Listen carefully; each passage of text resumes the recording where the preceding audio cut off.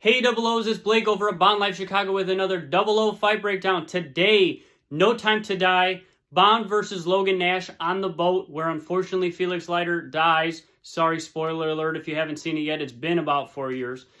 But anyways, the fight itself, it's a lot of close quarter battle tactics type stuff. There's not any specific martial arts you can really see being thrown with the strikes, but it's a lot of just grit. Close quarters, like I said, they're just basically in like the little one room on the boat.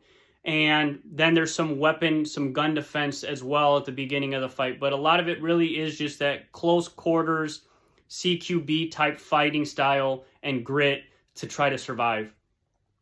They're just trying to find, so into the scene now, they're finding out that obviously Nash is not a good guy, is not necessarily who he seems. He's a double agent. And as he goes to draw his gun, Felix Leiter is the closest to him, and he kind of grabs in close, and they're kind of wrestling through with it. And Nash is able to pull the trigger of the gun, going off and striking Leiter in the stomach. Leiter falls down in the stairs at that point.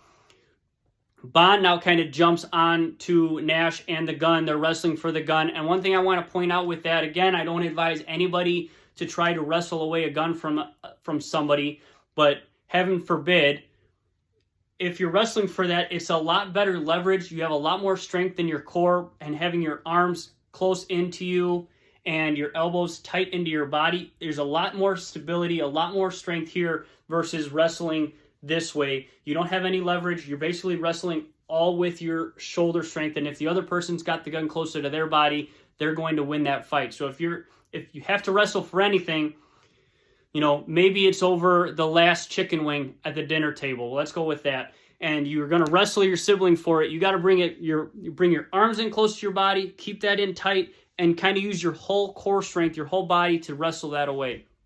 Bond's got it in tight. He can't really wrestle it away from Nash, though, and he does a good job. He drives Nash into the wall there. And from there, he is able to, they're struggling, and he's able to bring that up, and he strikes Logan's hands up against like the corner of the wall there, knocking the gun away. From there, Bond tries to throw a right punch that Nash blocks. Then Nash actually takes Bond they're both grabbing each other like in the chest area by the clothes, which is a good control point to grab somebody. And Nash drives Bond forward into the other side of the wall. Again, like I said, it's pretty close. So really it is probably only like a 4-foot distance into that wall there.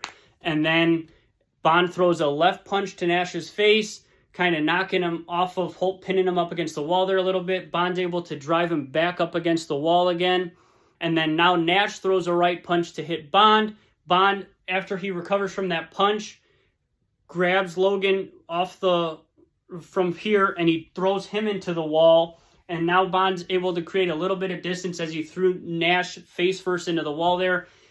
He goes to try to pick up the gun. As he goes to try to grab the gun, Nash realizes what he's doing, and he grabs something off of a different tabletop. I think it's like a glass bottle or something. And as Bond's coming back up with the gun to point it at Nash, Nash strikes him with the glass bottle, knocking the gun away again.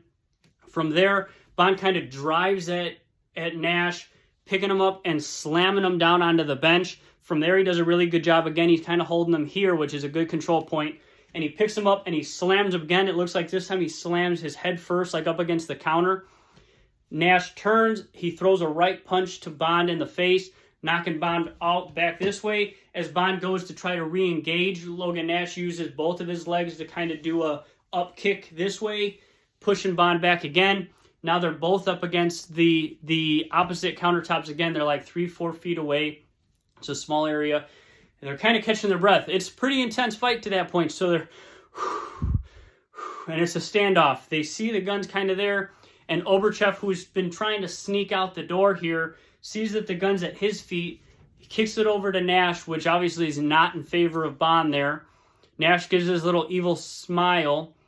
Bond realizes he's got to get out of there. As they both lunge towards the gun, Nash is closer, but Bond's able to kind of get his shoulder up underneath Nash, drive him up and pick him up, slam him up against the ceiling. But as they both fall away from that, Nash is still closer to the gun, and he draws it on Bond. and Bond's able to do a good job of taking a few steps, getting up, taking a few steps, and diving down those stairs to avoid getting shot, where Nash misses him 2 or 3 times as he fires towards him. Ultimately there, Nash could have followed him down the stairs and shot him. Instead, he sets up that bomb, of course, and he locks Bond and Leiter in the lower level of the boat. That's the end of the fight. Like I said, it's pretty gritty. It's a pretty quick fight. It's only about 1 minute total, and they do a really good job of shooting this scene. It's very intense, and I really like that final part there where they're both... Because if you're in a fight for your life, you're going to be breathing heavy. You're going to have that adrenaline dump, and it's going to be going... Your heart's going to be going a million miles a minute. As always, if you guys are serious about self-defense and martial arts, please find a local gym in your area. It's a great way to stay safe. It's a great way to stay fit, and it's a great way to bring a little bit of Bond into your everyday life. Hope you guys enjoyed this one. See you next time.